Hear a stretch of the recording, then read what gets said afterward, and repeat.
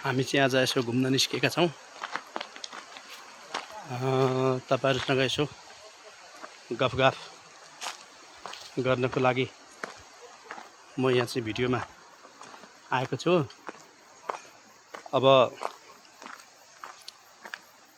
Information र टेक्नोलोजीको जमाना छ, आईटी को युग छ, सामाजिक सञ्जालको युग छ हैन त।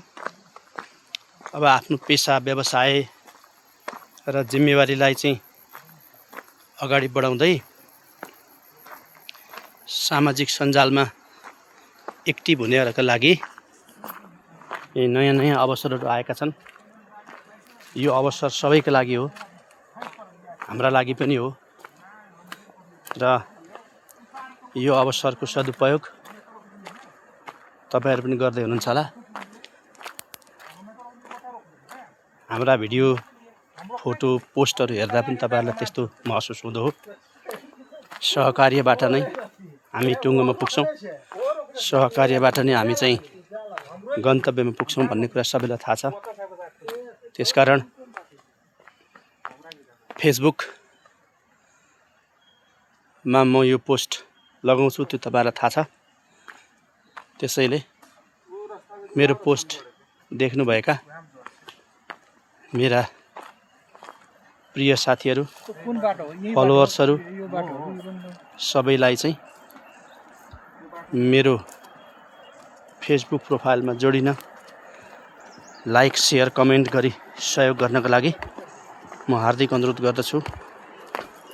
तपाईहरुको पोस्ट पनि मैले भ्याएसम्म भेटेसम्म म पनि सोही अनुसार गर्नेछु। ल है त साथीहरु, जमाना अनुसारको हैन त, समय अनुसारको हामीले चाहिँ काम गर्दै अगाडि बढौं। सबै साथीहरुलाई शुभकामना, सबै साथीहरुलाई नमस्कार, जय हो। आज चाहिँ झोला बोकेर तरकारी खोज्न हिँड्दै छु। जे भेटिन्छ त्यही ल्याउने हो। चिसाङ खोलातिर गइदैछ। उ पर तपाईं देख्न सक्नुहुन्छ, त्यो चाहिँ चिसाङ खोला हो। त्यहाँसम्म जाने, त्यहाँ जे भेटिन्छ, सिमे साग भेटिन्छ कि रायो साग भेटिन्छ कि हैन, सिमी भेटिन्छ कि जे भेटिन्छ त्यो ल्याउने भनेर अगाडि बढ्दै छ है त। ल हस्।